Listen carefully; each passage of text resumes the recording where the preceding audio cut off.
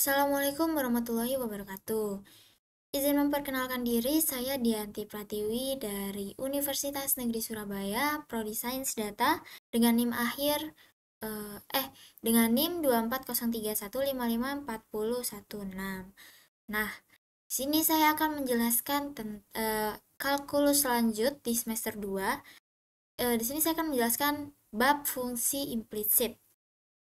Oke, jadi kita lihat di sini fungsi implisit ini adalah definisinya itu fungsi yang memuat semua variabel dalam satu ruas persamaan dan tidak ditulis secara terpisah pada ruas yang berbeda. Jadi kan ruas itu kan ada ruas kiri dan ruas kanan dan itu dipisahkan oleh tanda sama dengan. Nah, semua variabel kayak X, Y, Z, dan sebagainya itu ada di sebelah kiri. Dan itu semuanya disatukan di sebelah kiri. Jadi tidak ada yang di sebelah kanan. Oke, jadi untuk fungsi satu peubah itu ditulisnya seperti ini. Fx, y sama dengan 0. Dengan x adalah variabel bebas dan y adalah variabel tak bebas. Oke, contohnya begini. Nih, ini kan variabelnya nih x, y, y, z, x, z. Jadi di sini ada 3 variabel yaitu variabel x, variabel y, dan variabel z. Dan ini semuanya ada di ruas kiri, nggak ada yang di ruas kanan. Ya sama seperti halnya yang di bawahnya. Ini variabelnya ada x sama y, di semuanya di sebelah kiri, dan yang di bawahnya juga variabelnya ada x, y, z. Ini semuanya di sebelah kiri. Oke, next. Kita lihat fungsi turunan dari fungsi implisit dapat dicari menggunakan kaidah diferensial total. Oke, jadi sebelum kita masuk ke fungsi implisit, kalian harus udah paham dengan yang namanya diferensial total. Nah, karena fungsi implisit ini masih mirip-mirip ya sama diferensial total. Nah, di sini rumusnya itu adalah do z per do x dx ditambah do z per do y dy. Jadi maksudnya adalah turunan yang pertama adalah nanti si dz ini, fungsi dz itu diturunkan terhadap do x. Terus habis itu do z, fungsi do z itu diturunkan terhadap do y. Gitu. Oke, lanjut aja. Nah, ini caranya. Oke, langsung aja ke sini ya.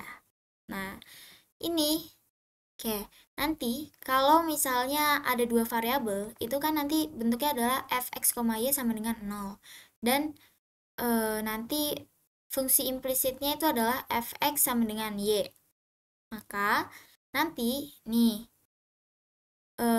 do f per do x. Jadi nanti si f-nya ini diturunkan terhadap do x. Si do f-nya ini diturunkan terhadap do x. Sama halnya di sini, do f-nya diturunkan terhadap do y. Setelah itu, kita tuliskan tadi dx dan dy-nya. Nah, setelah sudah semua diturunin dan ditulis dx sama dy, ini kita bagi semuanya dengan dx. Nanti sehingga yang mau kita cari adalah ini, dy per dx. Sehingga nanti semuanya ini, yang ini, oke, yang ini, itu dipindah ke ruas kanan. Dipindah ke ruas 0 ini. Sehingga nanti jadinya begini. dy per dx sama dengan min do f per do x dibagi do f per do y. Gitu. Oke, ini langsung ke contohnya. Mungkin langsung kita masuk ke videonya.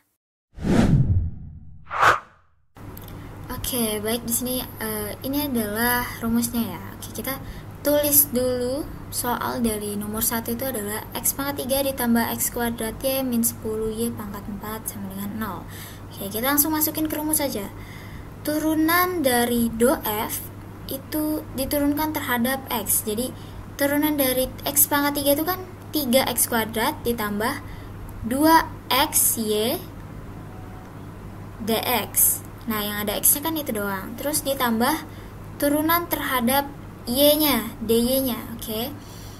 Yang ada y adalah x kuadrat y, jadi turunannya adalah x kuadrat Y-nya kan 1, berarti tidak usah ditulis. Terus Y itu diturunkan jadinya 40 Y pangkat 3 sama DY sama dengan 0. Oke, selanjutnya semua ruas itu kita bagi dengan DX, sehingga nanti jadinya adalah X kuadrat min 40 Y pangkat 3 DY per DX. Nah, itu kan ada DX sama DX, itu bisa kita coret aja, sehingga yang lainnya itu kita pindah ruaskan ke kanan. Jadinya min 3x kuadrat ditambah 2xy per. Nah, setelah itu karena kita mau cari dy per dx-nya, jadi x kuadrat min 40 y pangkat 3 itu harus kita pindahkan juga ke kanan, sehingga jadinya min 3x kuadrat tambah 2xy per x kuadrat min 40 y pangkat 3. Oke, selesai. Oke, soal yang kedua itu adalah sin xz ditambah yz kuadrat ditambah xy kuadrat ditambah 3 sama dengan 0. Nah, yang mau kita cari adalah do z per do x dan do z per do y. Nah, ini kita pakai cara cepat.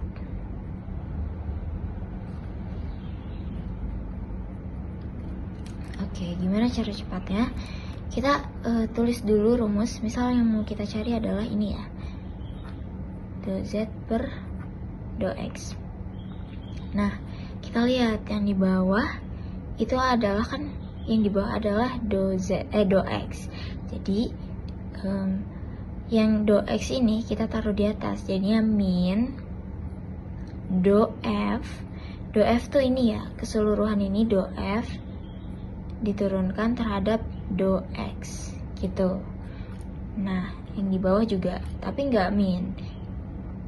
Do f ini yang di bawah, yang di sini kan yang di atas do z ya, berarti dia ditaruh di bawah, jadinya do f ini diturunkan terhadap do z, seperti itu. Sekarang kita cari. Oke, sekarang kita langsung implementasiinnya. Nah, ini yang pertama, ini tulis dulu minnya ya, min buka kurung, ini harus. Lalu di sini kan do f diturunkan terhadap do x. Nih lihat, ini do f-nya diturunkan terhadap x. Berarti kita cari yang ada x-nya aja. Ini ya kan nih, ini x ini, lalu ada ini x ini. Kita turunin yang ini dan ini aja. Sekarang kita turunin yang ini dulu. Yang ini diturunkan, sin diturunkan jadi cos x z. Lalu xz-nya ini kita turunin lagi, karena kita turunkannya terhadap x, berarti si f-nya ini adalah koefisien. Ketika diturunin, x-nya kan 1, z-nya koefisien, berarti sisa z aja. Lalu selanjutnya kita turunin yang ini terhadap x kan, berarti x diturunin jadinya 1 di sini kan, berarti sisa koefisiennya aja, yaitu y kuadrat. Itu per. Nah, sekarang kita lihat do f diturunkan terhadap do z. Kita lihat yang ada z-nya aja. Di sini ada z. Oke, di sini ada z. Oke, di sini nggak ada z, berarti ini nggak usah diturunin. Di sini nggak ada z, berarti ini nggak usah diturunin. Oke, selanjutnya adalah kita turunin tadi ya. Ini diturunkan jadinya cos xz dikali ini diturunkan lagi terhadap apa? Terhadap z. Nah, kalau terhadap z berarti yang koefisien di sini apa? X kan? Berarti x sama ini diturunin 1, jadinya x aja. Satunya nggak perlu ditulis. Ditambah yang ini sekarang kita turunin. Ya, kita turunin adalah terhadap z-nya. Berarti z-nya ini kita turunin, y-nya ini koefisien, berarti tetap ya. Y tetap kita tulis. Terus habis itu ini diturunin, z kuadrat turunannya adalah 2z aja kan.